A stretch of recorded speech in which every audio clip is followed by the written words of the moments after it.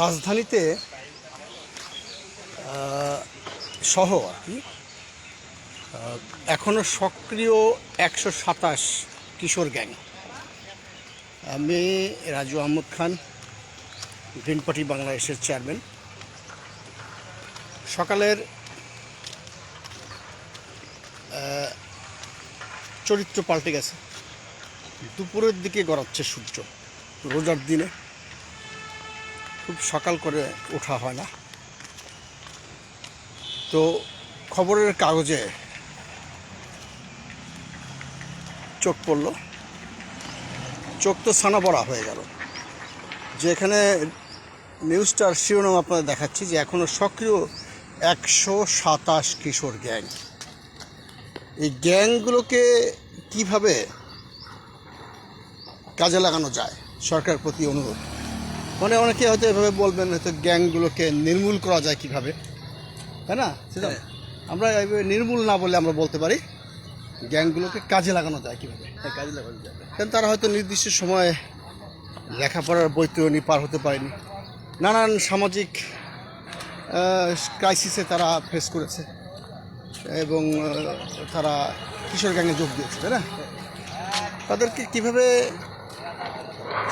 স্বাভাবিক ধারায় ফেরত আনা যায় সেটা সরকার দেখবেন এবং এই কিশোর গ্যাংগুলোকে পজিটিভ ট্রেন্ডে ফিরিয়ে আনার দরকার। এরকম নিউজগুলো আপনারা দেখতে পাচ্ছেন এখানে আছে। ফের নতুন করে রাজধানীতে শুরু হয়েছে কিশোর গ্যাং সদস্যদের অপরাধমূলক কর্মকাণ্ড। কয়েকদিনে অপরাধ চক্রের বিরুদ্ধে শিশু হত্যাসহ চাঁদা না পেয়ে ব্যবসাদের মারধরের অভিযোগ পাওয়া গেছে। পরিস্থিতি নিয়ন্ত্রণে নতুন করে সব থানা পুলিশকে নির্দেশনা দেওয়া হয়েছে। এরকম একটি নিউজ শিরোনাম হয়ে পত্রিকার পাতায় প্রথম এসেছে তা নয়, এই সরকারই কেবলই শুরু। আগের সরকার সেগুলো কীভাবে হ্যান্ডেল করেছে এই প্রশ্নটার সামনে উঠে এসেছে। ডিএমপি তথ্য অনুসারে গত 4 বছর রাজধানীতে কিশোর গ্যাংয়ের অপরাধের বিরুদ্ধে কয়েক হাজার অভিযোগ পাওয়া গেছে। এর মধ্যে হত্যা, চাঁদাবাজি ছিল এবং ধর্ষণের মতো ঘটনাও ছিল। জানি না কীভাবে পুলিশ প্রশাসন সেগুলোকে ম্যানেজ করেছে। তো যে কোনোভাবেই হোক এই কিশোর গ্যাংকে, এদের উত্থান সম্পর্কে গবেষণা করা দরকার, জানা দরকার এবং এই কিশোর গ্যাংয়ের সদস্য কারা হচ্ছে, তাদের পরিবার কি, পরিবার সম্পর্কে গবেষণা করা দরকার। তারা কি মানে এটাকে কি বলে, ব্রেকিং ফ্যামিলি নাকি? মানে আসলে ওই পরিবারের সদস্য কারা, তাদের অভিভাবক কারা, তাদের উপার্জন কি, তাদের রাজনৈতিক সামাজিক ইতিহাস কী, এগুলো ভালো করে বোঝা দরকার। মানে বিচ্ছিন্নভাবে আমাদের সমাজে পাড়ায় মহল্লায় স্বাভাবিক নিয়মে মানুষ, শিশু, কিশোর এরা বড় হয়, তাই না? দেখতে হবে যে আসলে এরা ঠিকমতো লেখাপড়া করতে পারছে কিনা। এই যে কিশোর গ্যাং হয়, তাই না? আমরা গবেষণা করছি যে কিশোর গ্যাং হয়, কিন্তু এই পাড়ায় মহল্লায় কি ঠিকমতো পয় নিষ্কাশন আছে কিনা, বা তার বাবা কি জেলে গেল কিনা, ছেলে কি খাবার পাইল কিনা। মানে তারা যে একটা খারাপ সংগঠনের দিকে ঝুঁকে যাচ্ছে। তো রাষ্ট্র তো সেই সমাজটাকে দেখবে, সমাজে কারা বাস করে, তাদের আর্থিক আয় কী, তাদের তাদের তাদের ইনকাম কী, তারা কী বলেন? আপনি কিছু বলবেন? মানে একটা সমাজ তো এমনি নষ্ট হয় না, হয়তো সমাজ নষ্ট হয় পরিবেশের কারণে, বাপ মায়ের কারণে। লেখাপড়া পারতেছে না করতে, পরিবেশ টাকা পয়সা নাই। পরিবেশ ভালো থাকলে পোলাপান ভালো থাকে, কর্মসংস্থান, বাপ মাও যদি ভালো থাকে ছেলে পেলেও ভালো হয়। কিন্তু এখানে কর্মসংস্থানটা বিরাট বড় ফ্যাক্টর না। কর্মসংস্থান নিজে খুঁজে না রাখবো, কর্মসংস্থান নাই তো, করতে হবো। বিদেশি বিনিয়োগ বাড়াইতে হবে, বিদেশি ইন্ডাস্ট্রি বাড়াইতে হবে। নিজের কাম নিজে করলেই কর্মসংস্থান। সবাই কি অটো চালাবে নাকি? অটো চালাবো কে? যার জমি আছে জমি চাষ করবো, আর কি করবে? যার যা কিছু আছে তাই নিয়ে যুদ্ধ করবো। কিন্তু জীবন মানে হলো যুদ্ধ। সরকারের তো দায়িত্ব আছে। সরকার তো সরকারের কামে ব্যস্ত।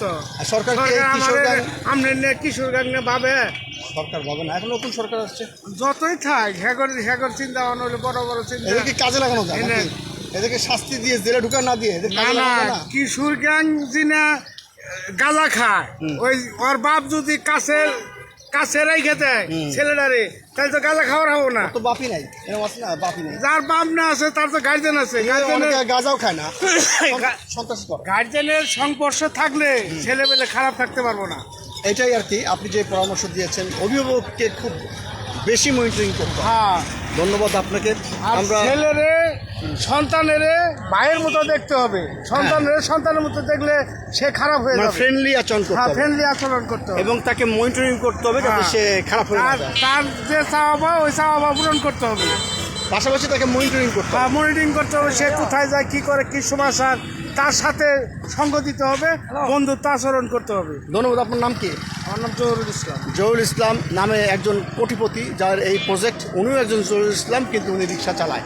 এই ধনী গরিব বৈষম্যের মাধ্যমে মানুষের যে চিন্তা, এই একদম প্রাজ্ঞ চিন্তা আমরা নিলাম একজন রিক্সাওয়ালার কাছ থেকে। আমি গ্রিন পার্টি বাংলাদেশের চেয়ারম্যান রাজু আহমেদ খান। ভালো থাকবেন। ধন্যবাদ। আসসালামু আলাইকুম। ওয়ালাইকুম আসসালাম। তো যাই হোক, আমরা দেখছিলাম একজন, ওনার নাম জহুরুল ইসলাম। এই জহুরুল ইসলাম নামেই এই আফতাবনগর প্রজেক্ট, যিনি ধনাঢ্য ব্যক্তি, ইস্টার্ন হাউজিংয়ের মালিক। উনি, তার ছেলেরা এখন ব্যবসা করেন। উনি মারা গেছেন। তো ওনার উনি অত্যন্ত পরিচিত ধনাঢ্য রিয়েল এস্টেট ব্যবসায়ী। অনেক ব্যবসা, eastern housing, Navana real estate, Aftabnagar, কত কিছু হাউজিং। হ্যাঁ, কিন্তু এই একজন রিক্সাওয়ালা, ওনার নামও জহুরুল ইসলাম। উনি যে পরামর্শ দিলেন, বললেন কিশোর গ্যাং, হ্যাঁ কিশোর গ্যাং রোধ হতে পারে, বুঝছো, রোধ হতে পারে যদি বাবা মা, বোঝো নাই, বাবা মা তার সাথে ফ্রেন্ডলি আচরণ করে। যেমন তোমার বাবা তোমার সাথে ফ্রেন্ডলি আচরণ করে, সব কিছু ডিসকাস করে, তাই না? এরকম সুবিধা অসুবিধা দেখে, এবং তোমার সঙ্গে আমি যেভাবে মিশি সেভাবে তো তার বাবা মাকে মেশা উচিত, তাই না? কারণ তো কিশোর গ্যাং হওয়ার কথা না। কিশোর গ্যাং হচ্ছে সন্ত্রাসী, বুঝছো, ওরা বিভিন্ন জায়গায় সংঘবদ্ধ হয়ে ধর্ষণ, চুরি, ছিনতাই করে। হ্যাঁ, এগুলো আসলে প্রশাসনকে আরও বেশি চিন্তা করতে হবে। সেই সাথে সরকারের সমাজ সুরক্ষা, মানে সমাজ সংস্কারকদেরকে উৎসাহিত করতে হবে।